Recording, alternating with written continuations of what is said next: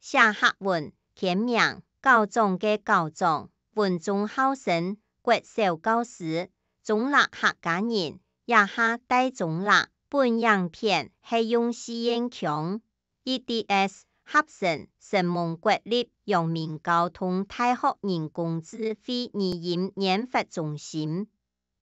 講到詞曲填告狀，何言是大部分嘅告狀唔係假學生嘅，就是上過假課。1999年，是告狀開始聽數教育局辦理告狀主任儲備訓練班嘅工作。2007年退休後，繼續擔任桃園市告狀儲備訓練班嘅普通告狀。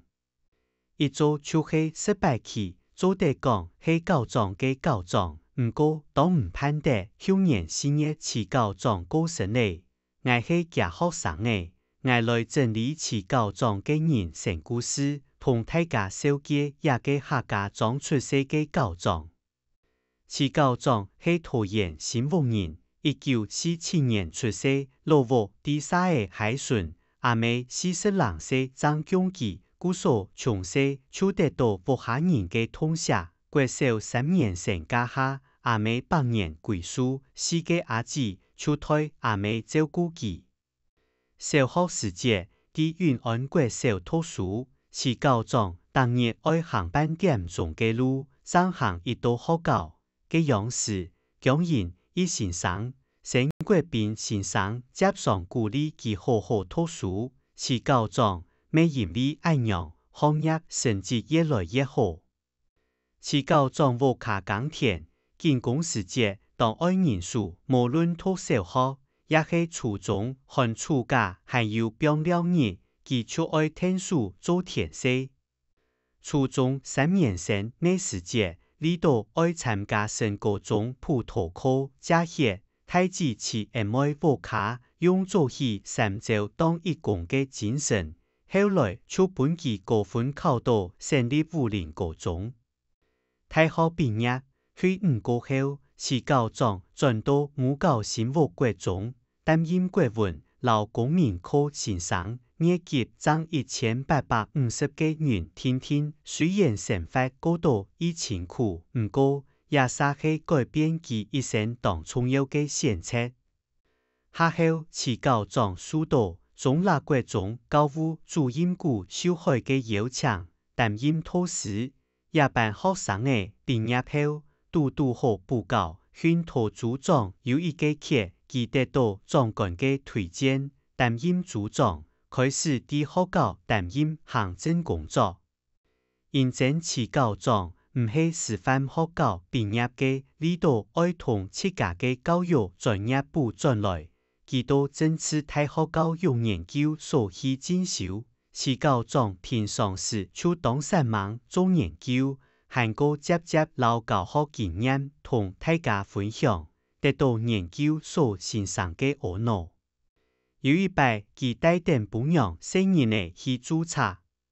這寶田所長就對佢老一對子女講：廿八下呢擺聽錯會係一個好告狀。行到也計劃嘅持告狀，本陣無本菜所藏留去。1992年告狀正式結結，1994年派任錯立國中告狀，1996年再過跳凌雲國中。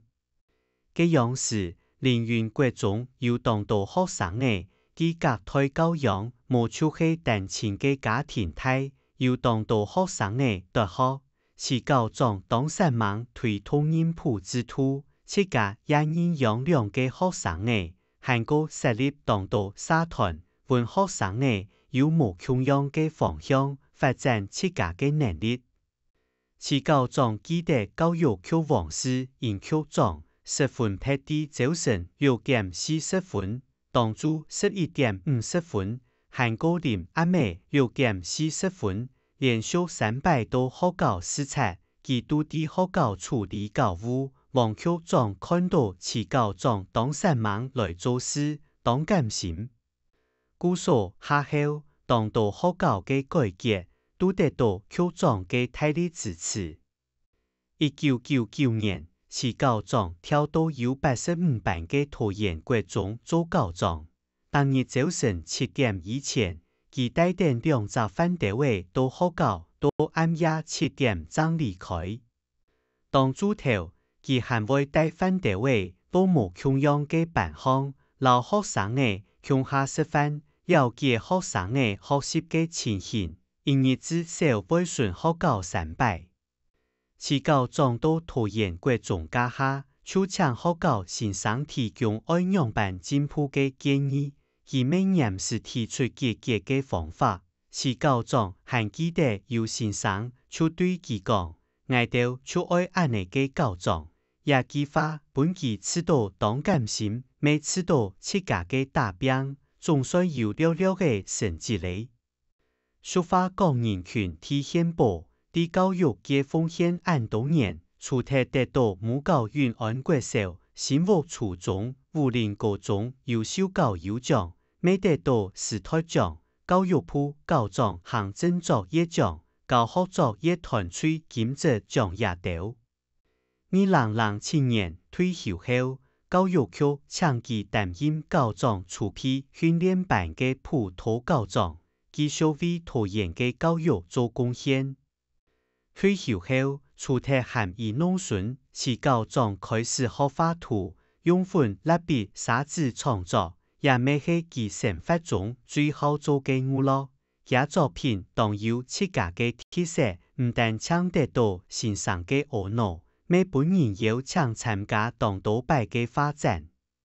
2022年，韓老闆娘葉秀賢先生向下開業一隻按名做鑄就能事嘅書畫聯展，想到當多人來參觀。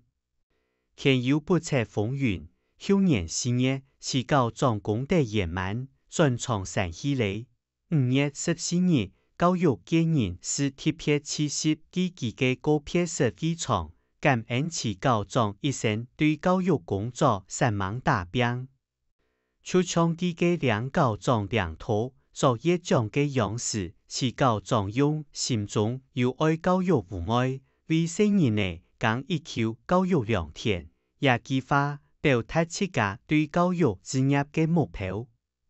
市教狀一生人，就從教育局狀狀明文頒發畢業證書，本退休市教狀嘅下，講嘅也激發市教狀對人誠心，韓國對教育熱心，建立為教育界嘅頭幹，既係教育界嘅典範。神蒙太自家嘅書刊本樣片係講下按神氣拼圖製作，而因做得合成，特別愛感謝下維護而因資料庫，老國立陽明交通大學人工智慧而因研發中心嘅開發同支援。神蒙按自細有中意搶分享，還愛拜託大家開再講客話，傳承客文化。